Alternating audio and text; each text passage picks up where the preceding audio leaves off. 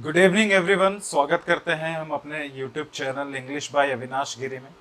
अभी आज ये पहला वीडियो हम अपलोड करने जा रहे हैं और इस वीडियो के बारे में हम थोड़ा सा आप लोगों को पहले बता चुके हैं फेसबुक पे और हमारे पेजेस पे भी कि क्या पढ़ाने जा रहे हैं। बहुत ही डिफरेंट टॉपिक है और बहुत ही इंटरेस्टिंग टॉपिक भी है कि न्यूज़पेपर हमारा डिक्शनरी कैसे है। Newspaper sometimes newspaper is our dictionary. How, कैसे? थोड़ा सा ऑकवर्ड लग रहा होगा कि न्यूज़पेपर डिक्शनरी कैसे है, न्यूज़पेपर के लिए डिक्शनरी की जरूरत होती है, ये न्यूज़पेपर ही हमारा डिक्शनरी कैसे है। तो आइए जानते हैं हम लोग कि न्यूज़पेपर ही हमारा डिक्शनरी कैसे है। लेकिन इससे पहले कि हम वीडियो शुरू करें, आपको बता दें कि आज का एजेंडा से जो भी वीडियो जो बनेगा वो किन किन के लिए बेनिफिशियरी है। ये वो तमाम लोगों के लिए ये बहुत ज़्यादा यूजफुल होगा जो एसएससी, बैंकिंग, सीईटी जो भी अगर गवर्नमेंट अनाउंस करती है 2021 में, उसके साथ साथ एनडीए, मतलब सब तरह के जितने भी कंपटीशन में इंग्लिश आता है ना, उन तमाम कंपटीशन में आज का सेशन बहुत यूजफुल होगा। हालांकि हर कोई यूट्यूबर जिस दिन भी चैनल ये कोई भी एक वीडियो डालता है, हर किसी को इंपॉर्टेंट बोलता है, लेकिन आप थोड़ा देर स्टिक करो और आप देखना कि वाकई यह जो है बहुत ही ज्यादा यूजफुल होगा। दूसरी चीज कि क्या इन सब के अलावे भी और कोई लोग देख सकते हैं, तो इन सब के अलावे भी और कोई देख सकते हैं जिनको इंग्लिश से मोहब्बत है या फिर जो चाहते हैं कि कुछ सीखें। और ये चूंकि एक आपको लग रहा होगा कि ये टॉपिक तो बहुत आम है, इसलिए आम लोग भी सीख सकते हैं, लेकिन मैं आपको बीच बीच में बताऊंगा कि ये कंपटीशन के लिए ही कितना यूजफुल है। उसके बाद चलिए हम लोग आपको बताते हैं। अब सीधा सीधा अपने टॉपिक पे आते हैं कि newspaper is our dictionary how. Okay, अभी देखिए आपको पहला एग्जांपल लेके बताते हैं कि न्यूज़पेपर हमारा डिक्शनरी कैसे है। तो एक चीज यहां पे मैंने एक चीज लिखा है जो है क्या। सबसे पहला सवाल तो यही उठता है ना कि आपने जो लिखा वो है क्या। तो मैं आपको बताता हूं कि यह जो चीज है वो न्यूज़पेपर की एक लाइन है और देखिए कि कैसे हमारे लिए हेल्पफुल होता है न्यूज़पेपर ही। और हमको मतलब भी नहीं पता है अपन को, लेकिन फिर भी हम उसके मतलब तक पहुंच सकते हैं। वो देखिए कैसे। जैसे देखिए लिखा हुआ है कि in her lighter moments Anushka Sharma is an ailurophile. She keeps cat in her home and bestows love on it. Okay ना। अभी देखो इसमें अगर आप डायरेक्ट पढ़ना शुरू करो और लिखो कि Anushka Sharma is an ailurophile, आपको पता चलेगा कि एल्यूरोफाइल का मतलब क्या है? नहीं। अगर आप नहीं जानते हैं तो ठीक है, लेकिन आप देखो कि इसी पूरे लाइन में ही इसका मतलब आपको मिल सकता है अगर थोड़ा सा आप कोशिश करो तो, और इस तरीके से पढ़ो तो। और मैं ये भी बताऊंगा कि इस तरीके का हेल्प होगा कहां पे, किस कैसे कंपटीशन में हेल्प होगा। जैसे देखना जरा, एल्यूरोफाइल का मतलब क्या होता है नहीं पता, आप डायरेक्ट देखें कि अनुष्का शर्मा जो है अपने लाइटर मोमेंट में जब चिल कर रही होती है लाइटर मोमेंट में, तो वो एक एल्यूरोफाइल है। एल्यूरोफाइल है। अब आपको क्या पता चला कि एल्यूरोफाइल का मतलब क्या होता है? अभी तो जैसा ड्रग वाला इश्यू चल रहा है, आप सोच रहे हो कि कहीं ड्रग से रिलेटेड तो कुछ नहीं है। नहीं, बिल्कुल नहीं है। आगे एकदम देखिए, जरा सा थोड़ा ध्यान और बढ़ाइए और देखिए कैसे हम लोग इसी का मतलब ढूंढेंगे। अपने लाइटर मोमेंट्स में अनुष्का शर्मा जो है वो एक एल्यूरोफाइल है। I don't know what is the meaning of ailurophile, कुछ नहीं पता मेरे को अभी तक। लेकिन आगे देखिए क्या है ये। शी तो जाहिर सी बात है अनुष्का के लिए ही आया है ना। शी कीप्स कैट, वो अपने पास क्या रखती है? बिल्ली रखती है। In her home and bestows love on it. इसका मतलब आप देखिए कि अनुष्का शर्मा एक एल्यूरोफाइल है। वह अपने साथ कैट रखती है कब? जब वह लाइटर मोमेंट में जी रही होती है तब। और जो है अपना लव जो है उसको बेस्टो कर रही होती है। बेस्टो मतलब देना, टू गिव समथिंग। ओके, प्रदान करना, जिसको शुद्ध हिंदी में बोलेंगे। हालांकि हिंदी को अवॉइड करिए if you really want to learn English. Hindi को एकदम अवॉइड करना चाहिए। मैं वापस आता हूं। अगर आपसे डायरेक्ट कोई पूछे अनुष्का शर्मा एक एल्यूरोफाइल है, आप क्या करोगे? इससे पहले एल्यूरोफाइल रटते थे, अगर अभी याद भी होगा तो रटे होगे। लेकिन अब यहां पे देखिए इसी सेंटेंस ने मेरे को हिंट दिया कि यह एल्यूरोफाइल बोला किसके बारे में गया है? अनुष्का के बारे में। यह शी भी किसके बारे में आया है? अनुष्का के बारे में आया है। यानी वह जो है क्या रखती है? कैट रखती है। कब? अपने लाइटर मोमेंट में। इसका मतलब रीजनिंग, नॉर्मल रीजनिंग से भी आप सोचो कि यह कैट जो है वो कहीं ना कहीं इसी वर्ड से रिलेटेड है कि नहीं। और अपने लाइटर मोमेंट की बात कर रहे हैं, जब वो चिल कर रही होती है और वह अपने घर पे बिल्ली रखती है और उससे मतलब खेल रही होती है, उससे प्यार कर रही होती है। इसका मतलब एल्यूरोफाइल उनको कहा जाता है जो कैट से प्यार करते हैं। हाँ कि नहीं? अब इसी को आप अलग से रट सकते थे कि अल्यूरोफाइल मतलब क्या? इसी अल्यूरोफाइल का मतलब होता है cat lover, one who loves cat. जो कैट से प्यार करते हैं उसको अल्यूरोफाइल कहते हैं। और ऐसा सवाल जो भी लोग एसएससी की प्रिपरेशन कर रहे हैं, वन वर्ड सब्स्टिट्यूशन में आता है कि नहीं आता है? एकदम आता है। अब देखो एक चीज यहां से हम लोग एक चीज और सीख सकते हैं कि यह जो है ना यह फाइल का मतलब ही होता है लव। अब ये क्यों बता रहे सर? इतना तो आपको बताना, यहाँ पे तो क्या मतलब इसका आया? ये फाइल का मतलब ही होता है लव। ये हमको हिंट देगा कि दुनिया में जितना वर्ड्स हम लोग देखेंगे ना, उसमें अगर फाइल या फिलो कुछ लगा हुआ है तो हम ये समझेंगे कि उसमें लव है। ठीक है ना? जैसे कि आप देखिए यहाँ अल्यूरोफाइल का मतलब हो गया कैट लवर। और ये कैट लवर है कौन? अनुष्का। क्योंकि हम लोगों ने डिक्शनरी लिया क्या? नहीं ना, हम लोगों ने कुछ लिया, अपने खुद ही इसी से अंदाजा लगाया और मतलब भी पता चल गया। अब ये एक चीज और एडिशनल इंफॉर्मेशन दे रहे हैं हम आपको कि फाइल का मतलब होता है लव। कहीं भी कितने भी वर्ड में आप देखोगे अगर फाइल लगा हुआ है, जैसे अगर आपको एक वर्ड बताते हैं, जैसे आप देखो, जैसे ये अगला वर्ड है कैनिनोफाइल। फाइल तो इसमें भी है, इसमें भी लव होगा, बिल्कुल होगा। और भी बहुत सारा वर्ड है, हीलियोफाइल, और भी वर्ड है एस्ट्रोफाइल, बिब्लियोफाइल, ऐसे न जाने कितने वर्ड है। हालांकि मैं आपको बता रहा हूं अभी कि एल्यूरोफाइल का मतलब, फाइल का मतलब हुआ लव, यानी इन तमाम वर्ड में लव छुपा हुआ होगा। अब पहले बता दिए कि सबका। अब एक चीज देखो, यहां से स्टार्ट करते हैं। एस्ट्रो का मतलब एस्ट्रोलॉजी, यानी किससे रिलेट कर सकते हो? स्टार से। किससे रिलेट कर सकते हो? स्टार से। और फाइल का मतलब क्या हुआ? लव। तो फाइल का मतलब जब हुआ लव, एस्ट्रो का मतलब हुआ स्टार, तो जब यहाँ पे कैट लवर तो इसका मतलब स्टार लवर होगा कि नहीं है? यानी वन हु लव स्टार्स, जिनको तारा पसंद है बहुत ज्यादा। बिब्लियो का मतलब होता है बुक्स, किताबें। और फाइल का मतलब अभी बताया गया क्या होता है? लव। तो बिब्लियोफाइल का मतलब होता है वन हु लव्स बुक्स, यानी one who loves to collect books, जिनको किताबें रखना, किताबें पढ़ना बहुत पसंद है, बिब्लियोफाइल। अब देखो यहाँ पे एल्यूरोफाइल का मतलब क्या होता है? आपने बोला एल्यूरोफाइल का मतलब आप अभी जाने कि वन हु लव्स कैट। कैनिनोफाइल, पता है ये कनाइन से बना है। आप लोग थोड़ा सा पढ़े होंगे, canine, canine related to dog, bovine related to cows. ठीक है ना? तो यहाँ पे बिना कुछ मतलब वन हु लव्स डॉग्स, जैसे सुशांत सिंह राजपूत भी कुत्तों से बहुत ज्यादा प्यार करते थे। वन हु लव्स डॉग, या फिर डॉग लवर भी बोल सकते हैं डायरेक्ट, कैनिनोफाइल। क्लियर है ना? हीलियो का मतलब होता है सनलाइट, सनलाइट। और फाइल का मतलब होता है लव, यानी वन हु लव सनलाइट। अब चूंकि इसके साथ बहुत सारे वर्ड है, फिलोगैमिस, फिलो, ये जब मैं तब पढ़ाऊंगा जब किसी कुछ दिन बाद कोई सेशन लेके आऊंगा जो थीमेटिक वोकैब होगा। अब ये थीमेटिक क्या होता है? तो किसी एक थीम को पकड़ के उस थीम से रिलेटेड और न जाने उसमें ग्रामर भी डाल के हम लोग कितना चीज सीखेंगे। आप देखिए, एक्चुअली में इंग्लिश समझिए कि इस हिसाब से पढ़ना चाहिए। ये नहीं कि आपके पास लिस्ट हो 25 वोकैब्स की और आप उसको रट रहे हो दिन रात, इससे कोई फायदा नहीं होने वाला है। और बहुत ज्यादा मतलब कि लंबे टाइम तक तो नहीं होगा फायदा, क्योंकि अगर आप इस हिसाब से पढ़ेंगे तो आपका एक कॉन्टेक्स्ट। अब देखो ये था लाइन न्यूज़पेपर का, हम लोग जैसे ही पढ़ेंगे हमारे लिए कुछ मतलब नहीं बनेगा, लेकिन आगे ही देखो इसी के हिंट में हमें ये मिल गया कि ल्यूरोफाइल का मतलब क्या होता है, कैट लवर। और भी पता चला बहुत सारा वर्ड, इतना। और इससे कम से कम 50 वर्ड फाइल से बता सकते हैं, फिलो से 50 वर्ड बना सकते हैं, और वो बताएंगे। बस आप इस चैनल पे बने रहना और एक लॉयल सब्सक्राइबर रहना, ठीक है ना? आपको मैं आगे बताता हूं। उसके बाद की बात है कि और भी थोड़ा सा इसमें ये है, आपको पता है कि अगर ये फाइल के जगह पे अपन फोबिया यूज कर लेना, फोबिया यूज कर दें, तो यही जो वर्ड अभी मोहब्बत बन रहा है, यही फोबिया का मतलब डर हो जाएगा। ठीक है ना? बिब्लियोफोबिया अगर किसी को है तो उसको किताबों से डर नहीं लगेगा, एस्ट्रोफोबिया किसी को है तो उसको तारों सितारों से डर लगने लगेगा। यानी ये सब खुद यूज कर सकते हैं। इंग्लिश भी एक मैथ्स के जैसा भी हम लोग एप्लीकेशन के जैसा यूज कर सकते हैं। तो फिलहाल हम लोगों ने एक एग्जाम्पल से यह जाना कि कैसे न्यूज़पेपर हमारे लिए हेल्पिंग है। और भी दूसरे एग्जाम्पल के लिए हम लोग देखते हैं।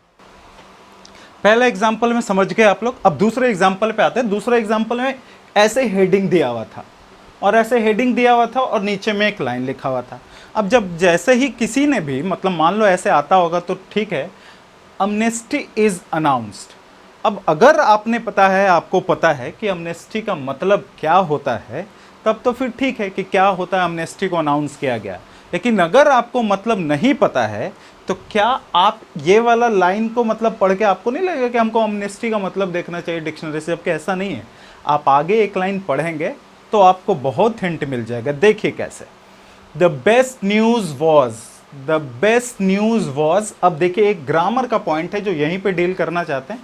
क्यों? अब उसके लिए वो उस चैप्टर में ही जाना। पहली चीज़ कि न्यूज़ हमेशा सिंगुलर होगा, आप इसका प्लूरलाइज करने की कोशिश भी ना करना, क्योंकि अगर एक चीज़ सोचो, कोई न्यूज़ को प्लूरल करने की कोशिश करोगे ना तो वो एरर बन जाएगा। अब सोचो वो क्या कर सकता है, यहाँ पे वॉज के जगह पे वह वर यूज कर सकता है। इसको वर पढ़ते हैं, वेयर नहीं पढ़ते, ठीक है ना। इसको बहुत लोग वेयर पढ़ते हैं, वेयर नहीं पढ़ते, इसको वर पढ़ते हैं। पढ़ने का तरीका सही होना चाहिए। द बेस्ट न्यूज़ वॉज, ठीक है। चूंकि मैंने बताया कि न्यूज़ हमेशा सिंगुलर होगा, न्यूज़ हमेशा सिंगुलर होगा, इसलिए इसके साथ लगने वाला प्राइमरी ऑक्सिलरी वर्ब हमेशा सिंगुलर होगा। अब सिंगुलर प्राइमरी ऑक्सिलरी कौन कौन होता है?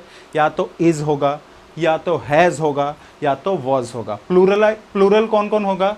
या तो वर होगा, या तो हैव होगा। समझ रहे हैं ना आप लोग इतना? तो न्यूज़ के साथ हमेशा सिंगुलर लगेगा, यानी या तो वॉज लगेगा, या तो यहाँ पे इज लगेगा, या तो यहाँ पे हैज़ लगेगा। इन सब के अलावा और कोई भी प्राइमरी ऑक्सिलरी वर्ब नहीं लगेगा। चूंकि अब वॉज लगा हुआ है इसलिए आगे चलते हैं। The best news was that several thousand prisoners, अगर ये वर्ड रहे ना, ये रहे, वैरायटी रहे, प्लेंटी रहे, ये भी फिर ग्रामर का पॉइंट है, तो खुद ही आगे जो ये प्लूरलाइजिंग एलिमेंट है, एक तरह का डिटरमाइनर है। डिटरमाइनर यह बताता है, नाउन से पहले आता है, कोई ज़्यादा तवज्जो देने की ज़रूरत नहीं है डिटरमाइनर पे। डिटरमाइनर नाउन से पहले आता है और यह बताता है कि नाउन को कैसे इस्तेमाल करते हैं, जबकि एडजेक्टिव क्या है, उसी नाउन के डिटेल प्रोवाइड करता है। अगर इंटेलिजेंट बोल दो तो उस नाउन, इंटेलिजेंट स्टूडेंट बोल दो तो वो स्टूडेंट के बारे में डिटेल प्रोवाइड किया। ये कौन सा हो गया हमारा? लेकिन ये बताता है कि नाउन को कैसे इस्तेमाल करना है, ठीक है ना। अगर इस चीज़ को हम एक प्लेलिस्ट बनाएंगे, आप टेंशन मत लीजिए कि इसी में सब सर पढ़ाएंगे, ऐसा नहीं है। आज का टॉपिक बिल्कुल आज के कॉन्टेक्स्ट पे ही है कि हमारा न्यूज़पेपर कैसे डिक्शनरी है। अमनेस्टी इज अनाउंस, अगर आपको पता है फिर ठीक है, नहीं पता है तो देखिए कैसे हम लोग फिगर आउट कर सकते हैं। द बेस्ट न्यूज़ वॉज, यानी इतना तो पता चल रहा है कि बेस्ट न्यूज़ का मतलब पॉजिटिव चीज़ है, इसका मतलब इस अमनेस्टी का मतलब भी पॉजिटिव होगा, इतना पता चला। क्या न्यूज़ है कि 1000 ऑफ प्रिजनर्स, बहुत सारे कैदी को क्या कर दिया गया? पार्डन, क्षमा कर दिया गया। क्या कर दिया गया? माफ़ी दे दी गई। पार्डन का मतलब तो सबको पता है। इसका मतलब अब बताओ कि अनाउंस क्या किया गया था? अमनेस्टी, यानी amnesty is somewhere related to what? Pardon. Amnesty is somewhere related to what? Pardon, मतलब क्षमा, ठीक है ना। अब यहां पे आता है कि क्या आपसे कोई गलती हो गई हो किसी से, और आप किसी से, is a kind of apology. क्या आपसे कोई गलती हो गई हो और आप किसी से जाके ये बोल सकते हैं कि मेरे को अमनेस्टी दे दो ना, तो वहाँ पे वो गलत हो जाएगा, क्योंकि आप इसका यह वर्ड जो है वो कॉन्टेक्सुअल होगा ही नहीं। आप ऐसे में फॉरगिव, अपॉलजी, इस तरीके का वर्ड यूज़ कर सकते हो नॉर्मल से कॉमन भाषाओं में, लेकिन अमनेस्टी एक ऑफिशियल वर्ड है जो गवर्नमेंट देती है। गवर्नमेंट अगर किसी को क्षमा करे किसी भी तरह का तो अमनेस्टी यूज़ होता है। यही कोर्ट अगर करे तो क्लेमेंसी यूज़ होता है। तो कॉन्टेक्स्ट इंपॉर्टेंट रहना बहुत ज़रूरी है। जैसे कि आप खाना खाने के लिए ईट का इस्तेमाल करते हैं, EAT, तो आप कसम खाने के लिए ईट का इस्तेमाल नहीं कर सकते हैं, इस बात को बखूबी जानते हैं आप। इसीलिए कॉन्टेक्स्ट बड़ा ज़रूरी है। कॉन्टेक्स्ट मतलब संदर्भ, समझ रहे हैं ना। जैसे कि आप मान लो किसी डेथ के सेरेमनी में गए हैं और थोड़ा गमगीन माहौल है, वहाँ पे आप गए हैं और वहाँ पे जाके आप ये कह रहे हैं कि पता नहीं यार इस बार RCB जीतेगी कि नहीं जीतेगी, तो वहाँ पे पता चल रहा है ना कि क्या आउट ऑफ कॉन्टेक्स्ट बात कर रहा है। हालांकि नहीं ही जीतेगी, लेकिन खैर 2020 है, किसी के लिए अच्छा नहीं हुआ तो उसके लिए अच्छा हो जाए। सॉरी RCB लवर्स, ऐसे ही मजाक कर रहे हैं। अमनेस्टी इज अनाउंस, यानी अमनेस्टी को कहाँ यूज कर सकते हैं, जब गवर्नमेंट जो है गवर्नमेंट जो है ना इसको ये करे, इज अ काइंड, हिंदी देखोगे तो इसको सर्व क्षमा कुछ ऐसे ही दिया जाएगा, ठीक है ना, is a kind of apology, आप ये कर सकते हैं। क्लियर हुआ? अब हमको देखो डिक्शनरी भी नहीं उलटना पड़ा यार। इस अमनेस्टी का मतलब इसी आगे में है कि कहीं ना कहीं ये पार्डन से रिलेटेड है। क्यों? क्योंकि थोड़ा तो हिंट हमको यही दे दिया था कि best news was, perhaps the best news was, क्या था बेस्ट न्यूज? बेस्ट न्यूज क्या था? ये देखो क्या था भाई, किस की, और न्यूज हमेशा क्या होगा? सिंगुलर होगा, यानी न्यूज के साथ सिंगुलर ही वर्ब यूज करेंगे, इतना चीज तो पता है ना। ये प्लूरलाइजिंग एलिमेंट है, प्लूरलाइजिंग एलिमेंट है, इसका मतलब आगे वाले जो भी एलिमेंट हो उसको प्लूरलाइज कर देगा, जैसे प्रिजनर्स, क्रिकेटर्स, ठीक है ना, एक्टर्स। एक्टर अगर यहीं पे प्रिजनर रहता तो एरर बनेगा, तो कॉमन एरर भी दो चीज आप जान गए, और यही कॉन्सेप्ट है, ये नाउन का कॉन्सेप्ट है अगर आप देखोगे तो, ठीक है। तो यहाँ पे प्रिजनर्स होना जरूरी है वरना एरर बन जाएगा। यानी इन चीज़ों में हम लोग देखो कितना हेल्प कर सकता है हमारा, अगर थोड़ा सा रीजनिंग के हिसाब से सोचे तो। और ऐसा नहीं है कि यहीं पे रुक रहे हैं, अगले एग्जाम्पल की तरफ बढ़ते हैं। देखिए छोटा सा एग्जाम्पल एक लेते हैं, छोटा सा एग्जाम्पल लेते हैं, और यहाँ पे देखिए इसको पढ़ेंगे क्या, ये जो रेड से लिखा हुआ है इसको पढ़ेंगे क्या, इसको देखो क्या पढ़ेंगे, ये है न्यूमिसमैटिस्ट। क्या पढ़ रहे हैं एक बारी वापस सुनो, न्यूमिसमैटिस्ट और न्यूमिसमैटिस्ट गैदर इन वेस्ट बंगाल, ठीक है ना, न्यूमिसमैटिस्ट गैदर। अब आप इस हेडिंग को देखेंगे तो आपको पता चलेगा कि न्यूमिसमैटिस्ट का मतलब क्या होता है, नहीं पता। वो लोग गैदर हुए कहाँ हुए, वेस्ट बंगाल में हुए, ये पता है, ठीक है ना। अब यहाँ पे देखो एक चीज, इससे पहले कि हम इसके मतलब पे आगे बढ़ें, हम लोग यहाँ पे देखो एक चीज कि न्यूमिसमैटिस्ट, न्यूमिसमैटिस्ट है और इसको क्या किया हुआ है, प्लूरल किया हुआ है। प्लूरल क्या हुआ है ना, न्यूमिसमैटिस्ट एक आदमी और न्यूमिसमैटिस्ट एक से ज्यादा लोग, एक से ज्यादा चीज, ठीक है। तो न्यूमिसमैटिस्ट गैदर इन, अगर यह एक ही होता ना, मान लो ये एस नहीं होता, यहाँ पे प्लूरलाइज नहीं किए हुए होते हम लोग, तो न्यूमिसमैटिस्ट गैदर इन वेस्ट बंगाल, इसका मतलब हम आपको बताते हैं कि यह अगर सिंगुलर होता तो इसके साथ लगने वाला वर्ब भी क्या होता, सिंगुलर होता, इसीलिए गैदर के जगह पे गैदर्स होता। और ऐसे करके बड़े सारे एरर्स एग्जाम में अपन के पूछे जा चुके हैं। न्यूमिसमैटिक, अब चूंकि यहाँ पे ये प्लूरल है, न्यूमिसमैटिस्ट है, इसीलिए यहाँ पे गैदर्स नहीं होके क्या हो गया, गैदर होगा। जैसे बॉयज, अगर बॉय है तो आप डज लगाएंगे ना, जैसे बॉय रन्स, समझ रहे हो ना, बॉय के साथ रन्स, लेकिन अगर बॉयज है तो प्लूरल है तो रन्स नहीं होगा, क्या होगा, रन होगा, क्योंकि प्लूरल वर्ब चाहिए। समझ रहे हो, सिंपल प्रेजेंट का है। क्यों सिंपल प्रेजेंट है?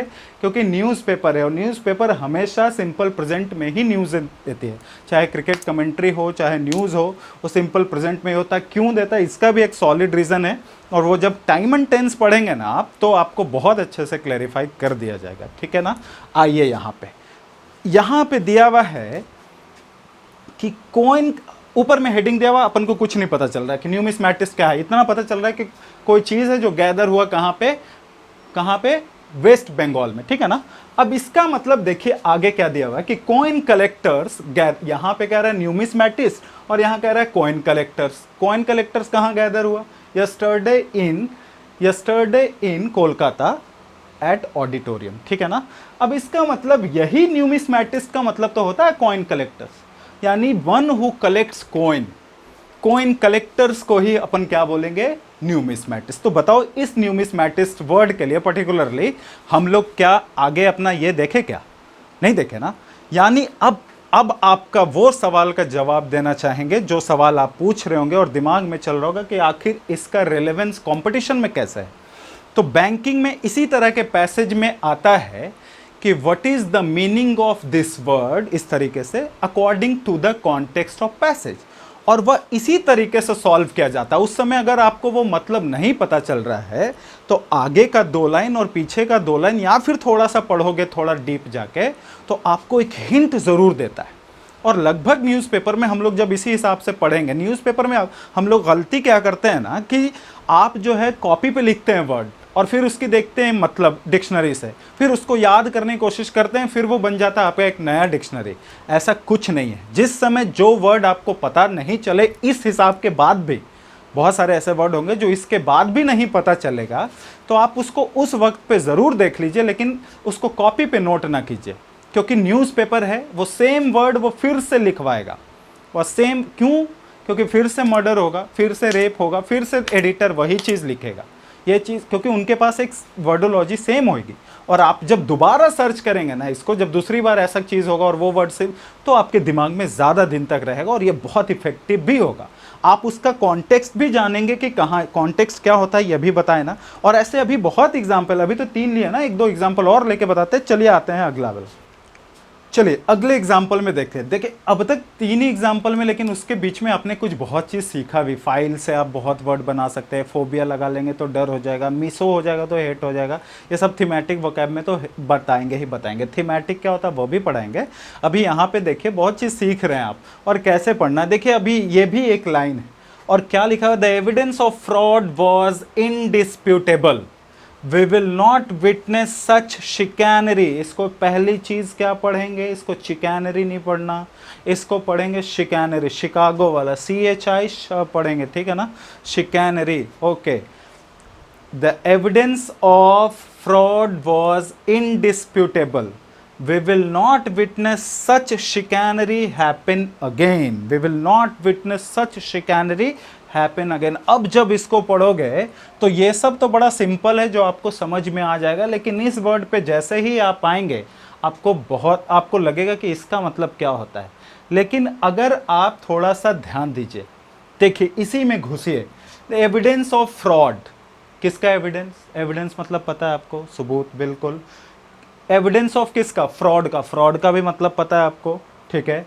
जो एविडेंस था, चूंकि पास्ट की बात कर रहा है ना इसलिए वॉज है, वहाँ पे भी परहैप्स न्यूज़ वॉज था, पास्ट की बात था इसलिए वॉज है, ठीक है।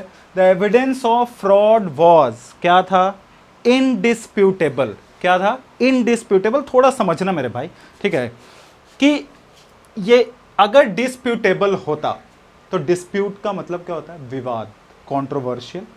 लेकिन इसी को उल्टा बना दिया, क्यों, इन एक नेगेटिव प्रीफिक्स है, और नेगेटिव प्रीफिक्स जो होता है वो उल्टा बना देता है। जैसे एक्सपीरियंस, अगर मैं बोलूं I am an experience teacher, और फिर बोलूं कि he is an inexperience teacher, तो वही एक्सपीरियंस का उल्टा इनएक्सपीरियंस हो गया, यानी इज डिस्प्यूटेबल। इन से, इन एक नेगेटिव प्रीफिक्स से बहुत वर्ड बना सकते हैं, इनकॉम्पिटेबल, इनएबिलिटी बना सकते हैं कि नहीं, इनडिफरेंट, समझ रहे ना, ठीक उल्टा नेगेटिव प्रीफिक्स बन जाता है, यानी डिस्प्यूटेबल नहीं है, विवादित नहीं है। क्यों, क्योंकि आगे में इन लगा हुआ, यानी जो भी एविडेंस आया उस फ्रॉड का वो क्या आया, इनडिस्प्यूटेबल।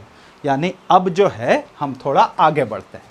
वी विल नॉट विटनेस, हम लोग ये विटनेस नहीं करेंगे, क्या, सच शिकैनरी, इस तरह का शिकैनरी, हैपन अगेन, यानी इस तरह का क्या हुआ, ऊपर में जो फ्रॉड हुआ वो इनडिस्प्यूटेबल था, ठीक है ना, यानी उस पर कोई विवाद नहीं था। यानी इस शिकैनरी का भी मतलब रिलेटेड तो इस फ्रॉड से ही है ना, कि वी विल नॉट, सच ये किसके लिए लाया, शिकैनरी के लिए। ये शिकैनरी किसके लिए, फ्रॉड के लिए। वी विल नॉट विटनेस, हम लोग अब कम से कम इस तरीके का शिकैनरी, क्या, फ्रॉड, जो झूठा इल्ज़ाम, एक्चुअली में शिकैनरी का मतलब यही होता है, ठीक है ना, झूठा इल्ज़ाम आप कह सकते हैं, सब्टरफ्यूज इज सिनोनिम्स। तो शिकैन, यहाँ पे देखो समझ लो ना, हमको नहीं पता था कि क्या होता है शिकैनरी, लेकिन यहाँ पे हिंट मिला क्या, कि फ्रॉड जो था ना, एविडेंस जो था फ्रॉड का, वो एकदम विवाद था ही नहीं, यानी जिस बात पे लगाया गया कि ये ऐसा है वो साबित ही नहीं हुआ। इसलिए अब से हम लोग ऐसा नहीं देखेंगे, क्या नहीं देखेंगे, शिकैनरी यानी झूठा इल्ज़ाम। खुद पता चल गया कि नहीं चल गया, तो न्यूज़पेपर इज़ आवर डिक्शनरी। और एग्जाम्पल चाहिए, एक और कम से कम, चलो एक और लिखते हैं, एक और लिखते हैं। जैसे देखो क्या लिख रहे हैं, I am attracted to auto, I am attracted to ऑटोडिडैक्ट,